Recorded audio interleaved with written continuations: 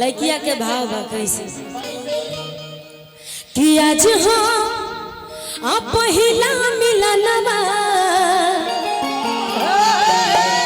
हम मिलल सजनी के सजनवा कि हमर अंग अंग गुलाल नियन खिलल बाबा दनवा कि सुनी सुनी भगवान जन बिहान होके दी। हाँ उहे बाज बजाए भैया। हाँ कि सुनी सुनी भगवान तनी हेने घूम जा जन बिहान होके दी। आज राजा जी के तोरवे में जवान होके दी। आज राजा जी के तोरवे आज राजा जी के तोरवे में जवान होके दी।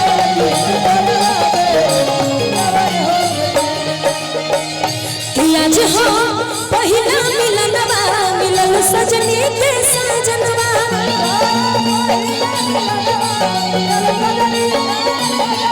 हमर अंग अंग गुलाल नियन खिलल बाबा दनवा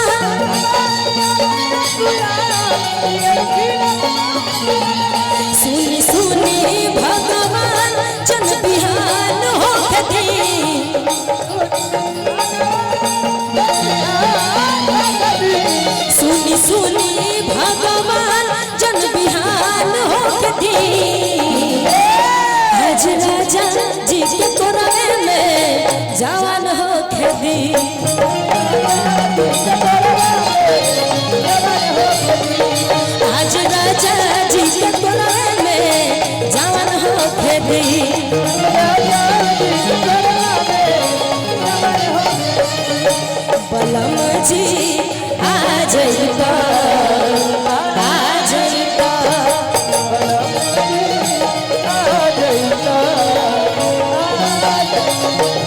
अपना हाथ से देना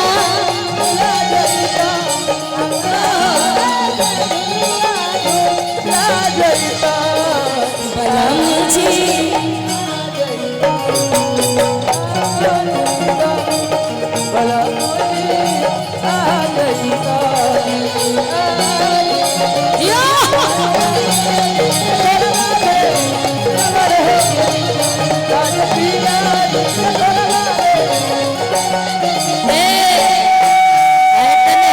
और कैसे भाव लगिया के एने तनी कैमरा के घूम जा।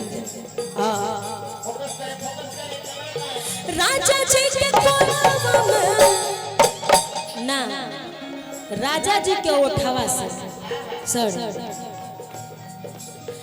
राजा जी के उठावा से उठ जाबो साडे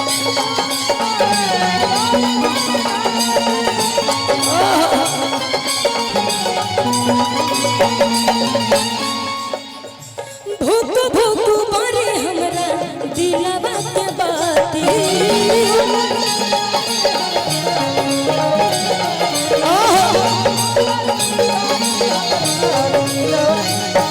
राजा जी के उठावा से उठ जाबो साथी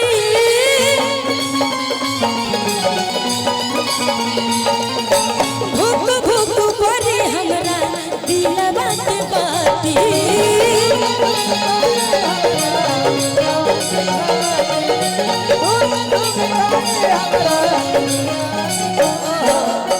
भूख भूख जाने हमरा दिलवा के बाती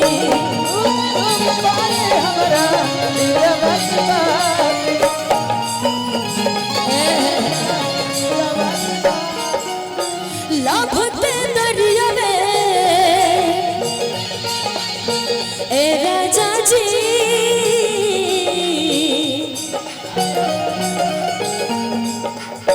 लभ के दरिया में मैं नहान होके दी। एकरा बाद हम सोहर गई सब कोई तैयार रही हेने आवे की कि लभ के दरिया में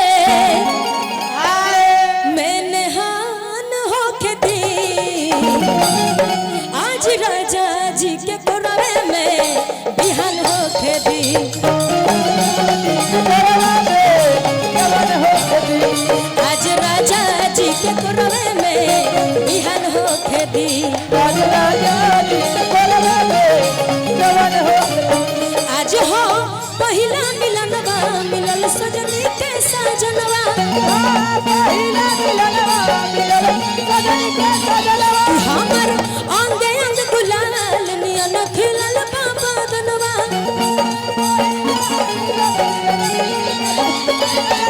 सुनी सुनी भगवान जन बिहान होके दी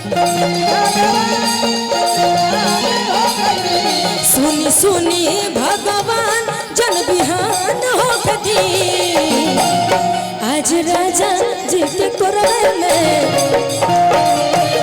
आज राजा जी के कोरवे में बिहान होके दी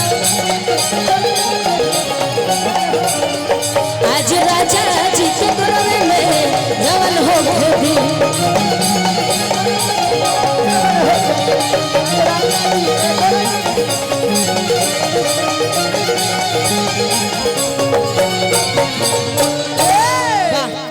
बहुत सुंदर बहुत अच्छा हाँ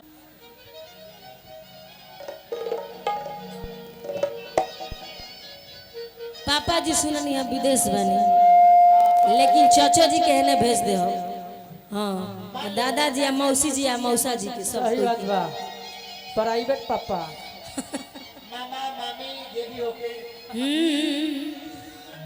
कि जुग जुग जिया सुललनवा भवनवा के भाग जागल हो हाँ कि जुग जुग जिया सुललनवा भवनवा के भाग जागल हो बजाई ना कि ललना लाल हुई है एकरा के पीछे गायक बा अभी तो मार धार वाला स्वर गायक बा एकरा भाई ई तनिए मनी गायक कि ललना लाल होई है आ फूलवा के दीपक अमनवा में आस लागल हो अभी मार धार वाला स्वर कि घोड़ावा चढ़ल आ बबुआ के पापा आवेले कि घोड़ावा चढ़ल आ बबुआ के दादा आवेले कि अपना बगली में से रुपया लुटावत चले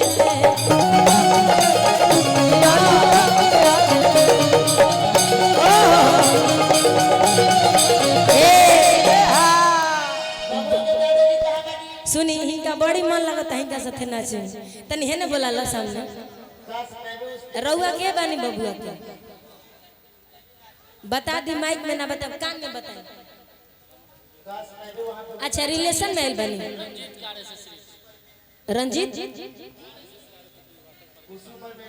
अच्छा रंजीत कार्यश्री वाटर पार्क के सामने कहाँ वहाँ अच्छा छपरा वाटर पार्क के सामने ओह तो आई देखी यहाँ के रिलेशन में आइल बनी ऐसो हर आशीर्वाद बा ढेरे ढेरे कैसे बा कि घोड़ावा चढ़ल बबुआ के दादा आवेले हथिया चढ़ल बबुआ के चाचा आवेले अभी जानता नहीं कभी जी अभी सुबुगाए में टाइम बा अभी टाइम लेता नहीं है सब अभी धीरे धीरे नु सुबुगाए तब नु धुआं उठी तब आगो लागी कि घोड़ावा चढ़ल बबुआ के चाचा आवेले घोड़ावा चढ़ल बबुआ के चाचा आवेले हथिया चढ़ल बबुआ के दादा आवेले कि अपना बगली में से रुपया लुटावत चलेले अपना बगली में से रुपया लुटावत चलेले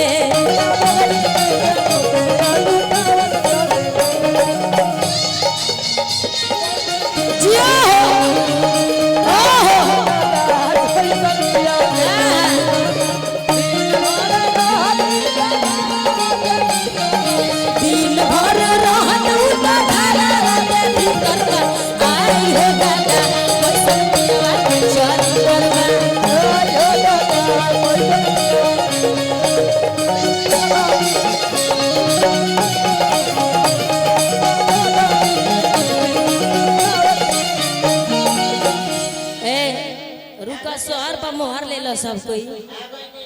अब मौसी जी के आए में लाज नहीं खेनु लगा। अरे वो कहाँ से आई है? सुनी रउआ पैसा लेके मत आम, नंबर लेके मत आम, यही में आई रउआ। हाँ हाँ कुछ मत लेके आम, खाली देह लेके आई रउआ। हाँ जब भी हाँ, ना चिन्हो ना चाहिए कुछ ना, खाली रउआ यही में आ जाए। हाँ हाँ आशीर्वाद देवे खातिर आ जाए। हाँ कि घोड़ा चढ़ाना बबुआ के मौसी आवेली।